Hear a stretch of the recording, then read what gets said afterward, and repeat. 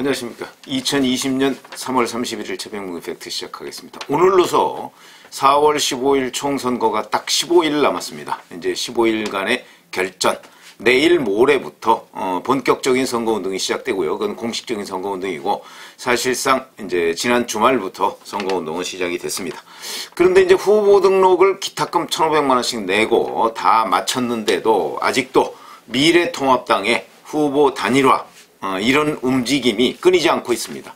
어찌 보면 특히 수도권을 중심으로 벌어지고 있는 이런 후보 단일화 움직임은 이제 선거 전에 본격 스타트하면서 사실은 일부 이제 공천에 불만을 품은 후보들이 탈당을 해서 무소속으로 출마하는 그런 경우는 이제 경선에 임했으면은 탈당해서 출마할 수가 없거든요. 현행 공직선거법상. 그런데 그게 아니고 뭐 당에서 전략공천이나 또는 단수공천을 한 지역 이런 지역의 경우에는 탈당해서 만약 거기서 탈락한 사람들은 탈당해서 출마를 할 수가 있습니다. 그런 사람들이 특히 수도권에서 대거 아마 무소속 출마를 한 것으로 미래통합당이나 또는 민주당이나 다 마찬가지입니다. 그런데 이제 미래통합당을 중심으로 아마 민주당은 정의당 쪽하고 후보 단일화 얘기가 지금 거론이 되고 있는 것으로 보이고 제가 어제도 심상정 정의당 대표가 후보 단일화 얘기를 각 지역별로 할 수 있다 이런 걸 제3 강조한 거에 관해서 설명을 드린 적이 있는데 그것도 결국은 후보 단일화를 주문하는 셈이고요. 사실 지금 현재 각 지역별로 미래통합당의 경우에도 후보 단일화가 일부 이루어지고 있습니다. 물론 이런 후보 단일화는 총선 후보 등록 전에 이루어져야 하는 것이 맞는 것이고 그게 또 이루어지기가 쉽죠. 왜 그러냐면 지금 후보는 1,500만 원을 일단 내놓은 거 아니겠습니까?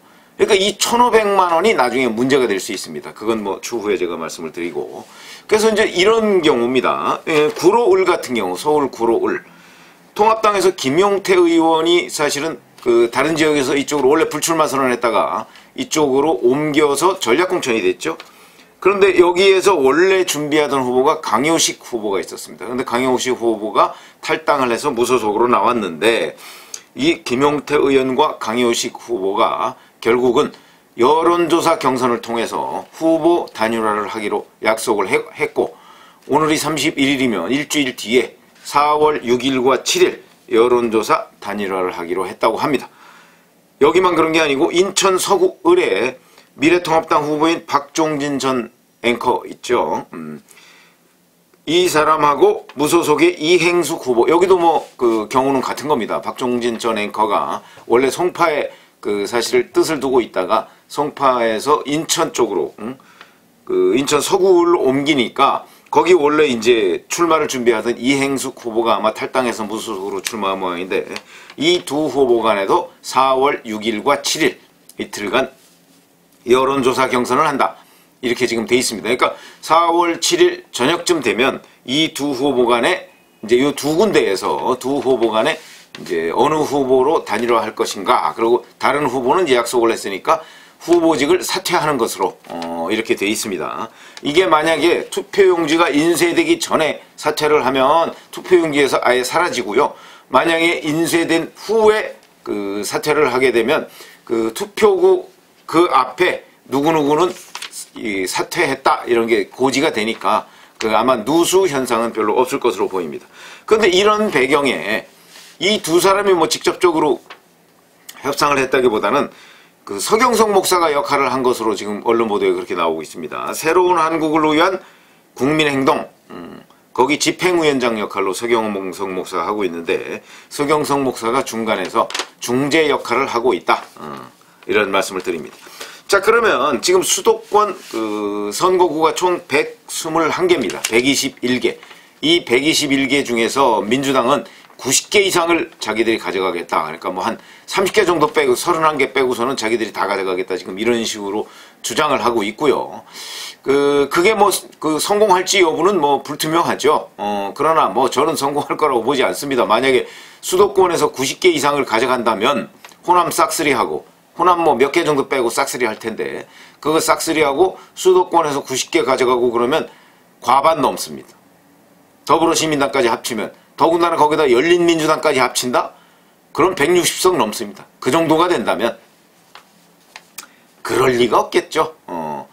뭐 지난 저희가 한 3, 4개월 전까지만 이렇게 시계를 좀 되돌려 보면 지금 문재인 정부가 한 경제 성적, 경제 성과, 지금 뭐 코로나19 사태 때문에 상당 부분 가려져서 국민들이 지금 그 약간 혼란을 겪고 있긴 합니다만은 그 문제, 그 다음에 검찰 문제, 청와대의 울산시장 선거개입 의혹 문제, 그 다음에 유재수 감찰 중단 의혹에 관한 수사, 또 그런 것들을 수사하는 수사팀을 추미애 법무부 장관이 해체하는 수준의 인사를 했던 것, 그 다음에 조국 전 법무부 장관 사태, 뭐 이런저런 것들이 지금 기억에서 아사무사해서 그런데 이런 부분에 관해서 저는 이미 상당수 유권자가 문재인 정부에 대해서 어떤 입장을 갖고 있는가 하는 부분은 마음속으로 정했다고 봅니다. 그런 것들이 잘 감지가 안 돼서 어찌 보면 이번 4.15 총선이 역대 가장 크게 여론조사 기관이 그 오보를 하는, 오류를 낳는 그런 선거가 될 수도 있겠다. 저는 뭐 여론조사를 믿는 입장입니다.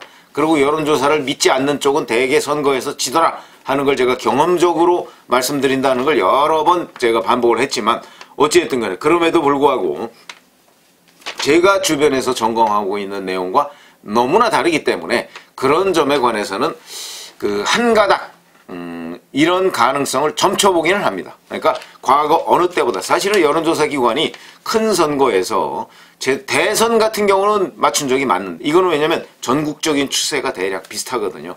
그런데 총선 같은 경우는 한 지역의 문제입니다. 특히 수도권 같은 경우는 예를 들어서 그 서울 중구와 성동구는 중구와 성동구를 합쳐서 중성동갑, 중성동을 뭐 이런 식으로 그 나뉘어져 있습니다. 그러면 성동구에 가서 여론조사를 하면요. 물론 뭐 안심번호, 뭐 그다음에 휴대전화 등록지 뭐 이런 것들을 다 추적한다고 하지만 완벽하지가 않습니다. 그리고 저만 해도 요즘 계속해서 휴대전화로 뭐 여론조사 뭐 이런저런 그 전화가 오는데 제가 한 번도 받지 않습니다. 왜냐면 그거 받고 있을 시간이 없거든요. 그래서 한 번도 받지 않는데 예를 들어서 그런 사람들도 굉장히 많고 그런 사람들이 결국 숨겨져 있는 것 아니냐 이렇게 이제 따진다면 지금 현재 문재인 대통령의 국정운영 지지율이나 그 다음에 여당 뭐 어제 중앙일보를 보니까 서울의 그 주요 접전 지역 뭐 종로나 광진을 또는 동작을 뭐 이런 데 보니까 다 민주당이 압승하는 것으로 돼 있더군요. 글쎄 그렇게 압승을 할까요? 제가 알기로는 뭐 별로 그렇지는 않은데 그런 점으로 본다면 지금의 여론조사가 틀릴 가능성도 있겠다. 그건 항상 우리가 여론조사를 얘기를 하면서 염두에 두고 있는 얘기입니다. 그래서 서울이 121개 근데 이 중에서 민주당이 뭐 자기들 목표대로 90개 이상을 가져갈 수 있을지는 모르겠으나 그럴 리는 저는 없다고 생각하고 그럴 경우에 이걸 어떤 식으로든 아마 뭐 민주당이 많이 가져가면 80개 이상 그러면 80개 대 40개 80대 41 이 정도 되겠죠. 뭐 아마 그 정도가 리즈너블 하지 않는가. 왜냐면 민주당 계열이 수도권에서 그동안에 항상 많은 의석을 확보했었습니다. 그래서 수도권과 뭐 일부 호남 뭐 이렇게 해서 이제 민주당이 그 의석을 구성하는 경우가 많았었는데 그거는 이제 수도권의 호남 출신 인구가 워낙 많기 때문이죠. 인천에도 많고요. 수도권에도 많습니다. 그런 것들이 영향을 받아서 수도권에서 민주당 계열이 늘 선전해 왔다. 2008년 이른바 뉴타운 바람이 불 때는 이명박 대통령의 한나라당이 수도권에서 굉장히 선전했었습니다. 그런 경우 특수한 경우를 제외하고서는 민주당이 선전했던 건 맞고 이번에도 민주당이 선전할지는 좀 두고 봐야 되지만 그래도 90석 이상은 좀 너무 꿈이 컸다 뭐 이런 생각을 하는데 어쨌든 간에 이런 식으로 그런데 그 승부가 제가 왜 수도권에서 여론조사 기관의 예측이 많이 틀린다고 하느냐면 이게 뭐 1000표, 2000표, 3000표 요 정도 사이에서 수도권 121개 중에서 거의 한 30 내지 40개의 선거구가요 5000표 이내에서 결판이 납니다. 그러면은 이렇게 단일화를 하느냐 안 하느냐에 따라서 뭐 10석 이상씩 왔다 갔다 합니다. 그렇기 때문에 예측이 어렵다는 것이죠. 그런 점에서 본다면 이번에 이 미래통합당 후보와 일부 무소속 후보 간에 이런 식의 후보 단일화 문제 이것은 결코 간단히 보완넘길 일이 아니다. 그리고 이런 움직임이 확산되면 될수록 미래통합당의 통합의 시너지 효과는 있게 마련이다. 그런데 예를 들어서 이제 여기 말고서도 영등포울의 무소속의 이정현 전 대표, 그 다음에 미래통합당의 박용찬 후보 있죠? 여기가 이제 민주당의 김민석 전 의원과 맞붙게 되는데, 여기도 지금 이런 식으로 만약에 갈라져서 한다고 한다면, 그러면 뭐 김민석 후보가 거의 무조건 당선되는 것 아니냐, 이렇게 예측이 가능합니다. 이 지역도 좀 한번 손을 봐야 될 것이고, 그 다음에 무소속의 윤상현 후보와 안상수 전 시장이 맞붙는 인천 동구 미추홀 을, 이 지역도 지금 여론조사를 보면 윤상현 의원이 단독으로, 무소속일지라도 단독으로 아마 대략 한 민주당의 남영희 후보죠. 전 청와대 행정관입니다. 남영희 후보를 약간 앞서거나 뭐 엇비슷한 접전 중인 것으로 돼 있는데, 안상수 전 인천시장이 만약에 이 미래통합당 후보입니다. 단일화 한다고 한다면, 그렇다면 거의 접전하거나 이길 수 있는 그런 지역입니다. 그 다음에 또 경기도 하남 같은 경우에도 현역 의원이 이현재 의원인데, 사실은 이창근 씨라는 사람이 미래통합당 공천을 받았습니다. 근데도 현역 의원은 인지도가 있지 않습니까? 현역 의원의 프리미엄과 인지도가 있기 때문에 현재 기준으로 따지면 대략 지역 여론이라는 거면, 그 다음에 조금 시간은 됐습니다만은 한 열흘 전 정도 여론조사를 보면 이현재 후보가, 물론 그때는 이제 뭐 이런 맞대결 여론조사가 아니고 미래통합당 후보로 누가 적합하냐 하는 후보 적합성 후보로 보면 이현재 의원이 훨씬 우세합니다. 근데 그 후로는 여론조사가 없어서 잘 모르겠습니다만은, 여하튼 훨씬 우세한 걸로 보면, 만약에 이현재 의원과 이창근 후보 간에 여기서 단일화가 된다면 민주당 후보를 앞설 가능성이 매우 크다. 이런 점에서 본다면 이런 것도 곧 조정이 필요한 부분이다. 근데 이 세 군데 외에도 굉장히 여러 군데가 있습니다. 이런 여러 군데를 누가 역할을 해야 할 것인가. 뭐 서경석 목사는 아마 이런 역할을 하기로 작정을 한 것 같으니까 서경석 목사의 역할을 계속 지켜볼 수 있고요. 아마 뭐 김종인 선대위원장 같은 경우가 이제 또 역할을 할 수가 있겠죠. 새롭게 어제 그저께부터 선거 사령탑이 됐으니까 역할을 할 수가 있을 것으로 보입니다.